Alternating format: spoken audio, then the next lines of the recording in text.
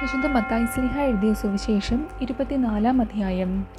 യേശു ദൈവാലയം വിട്ടു പോകുമ്പോൾ ശിഷ്യന്മാർ അവനു ദൈവാലയത്തിൻ്റെ പണി കാണിക്കേണ്ടതിന് അവൻ്റെ അടുക്കൽ വന്നു. അവൻ അവരോട്, ഇതെല്ലാം കാണുന്നില്ലയോ?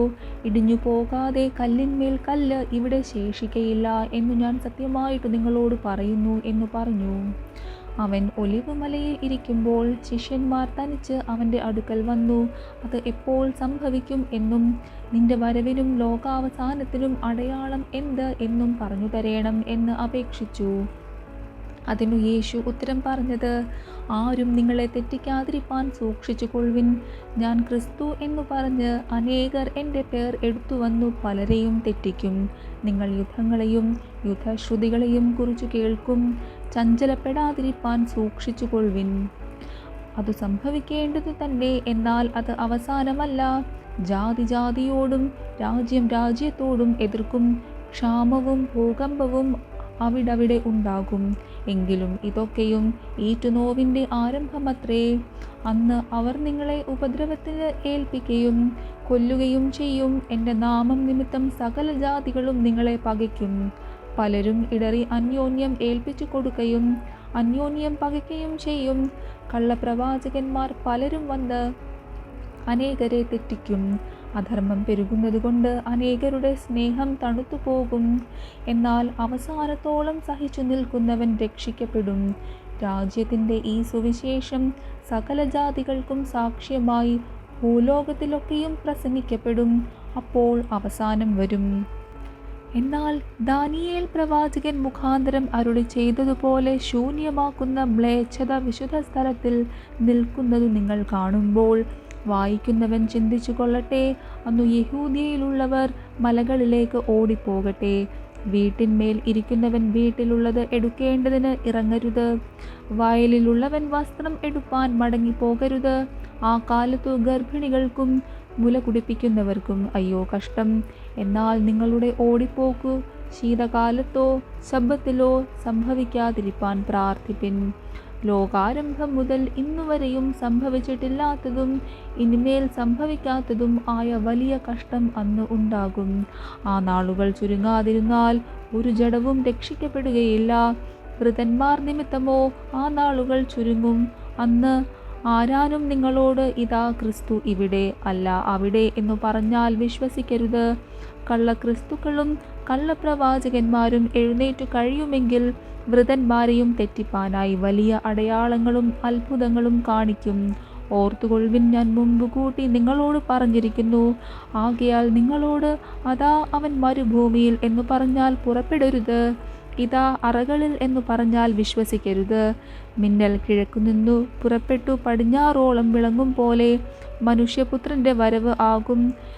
ശവം ഉള്ളയിടത്തു കഴുക്കൾ കൂടും.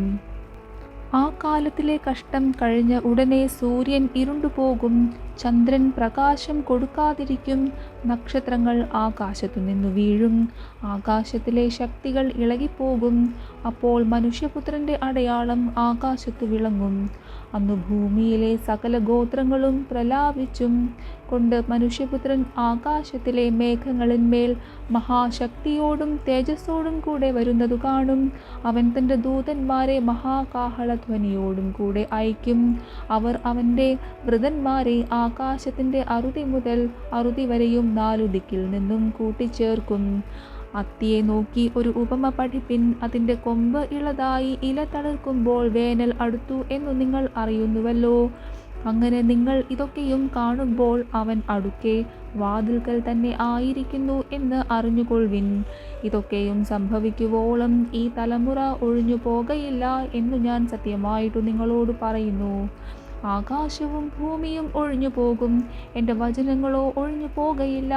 ആ നാളും നാഴികയും സംബന്ധിച്ചോ എൻ്റെ പിതാവ് മാത്രമല്ലാതെ ആരും സ്വർഗത്തിലെ ദൂതന്മാരും പുത്രനും കൂടെ അറിയുന്നില്ല. നോഹയുടെ കാലം പോലെ തന്നെ മനുഷ്യപുത്രന്റെ വരവും ആകും. ജലപ്രളയത്തിനു മുമ്പുള്ള കാലത്തു നോഹ പെട്ടകത്തിൽ കയറിയ നാൾ വരെ അവർ തിന്നും കുടിച്ചും വിവാഹം കഴിച്ചും വിവാഹത്തിന് കൊടുത്തും പോന്നു. ജലപ്രളയം വന്ന് എല്ലാവരെയും നീക്കിക്കളയുവോളം അവർ അറിഞ്ഞതുമില്ല. മനുഷ്യപുത്രന്റെ വരവും അങ്ങനെ തന്നെ ആകും. അന്നു 2 പേർ വയലിൽ ഇരിക്കും, ഒരുത്തനെ കൈക്കൊള്ളും, മറ്റവനെ ഉപേക്ഷിക്കും. 2 പേർ ഒരു തിരികല്ലിൽ പൊടിച്ചുകൊണ്ടിരിക്കും, ഒരുത്തിയെ കൈക്കൊള്ളും, മറ്റവളെ ഉപേക്ഷിക്കും. നിങ്ങളുടെ കർത്താവ് ഏതു ദിവസത്തിൽ വരുന്നു എന്നു നിങ്ങൾ അറിയായ്കകൊണ്ട് ഉണർന്നിരിപ്പിൻ. കള്ളൻ വരുന്ന യാമം ഇന്നതെന്നു വീട്ടുടയവൻ അറിഞ്ഞു എങ്കിൽ അവൻ ഉണർന്നിരിക്കുകയും തൻ്റെ വീട് തുരക്കുവാൻ സമ്മതിക്കാതിരിക്കുകയും ചെയ്യും എന്ന് അറിയുന്നുവല്ലോ. അങ്ങനെ നിങ്ങൾ നനയ്ക്കാത്ത നാഴികയിൽ മനുഷ്യപുത്രൻ വരുന്നതുകൊണ്ടു നിങ്ങളും ഒരുങ്ങിയിരിപ്പിൻ. എന്നാൽ യജമാനൻ തൻ്റെ വീട്ടുകാർക്ക് തൽസമയത്തു ഭക്ഷണം കൊടുക്കേണ്ടതിന് അവരുടെ മേൽ ആക്കിവച്ച വിശ്വസ്തനും ബുദ്ധിമാനും ആയ ദാസൻ ആർ? യജമാനൻ വരുമ്പോൾ അങ്ങനെ ചെയ്തു കാണുന്ന ദാസൻ ഭാഗ്യവാൻ.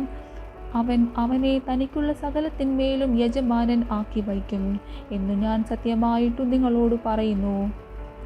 എന്നാൽ അവൻ ദുഷ്ടദാസനായി യജമാനൻ വരുവാൻ താമസിക്കുന്നു എന്നു ഹൃദയം കൊണ്ടു പറഞ്ഞു കൂട്ടുദാസന്മാരെ അടിപ്പാനും കുടിയന്മാരോട് കൂടി തിന്നുകുടിപ്പാനും തുടങ്ങിയാൽ ആ ദാസൻ നിരൂപിക്കാത്ത നാളിലും അറിയാത്ത നാഴികയിലും യജമാനൻ വന്ന് അവനെ ദണ്ഡിപ്പിച്ച് അവനു കപടഭക്തിക്കാരോടുകൂടെ പങ്കു കൽപ്പിക്കും.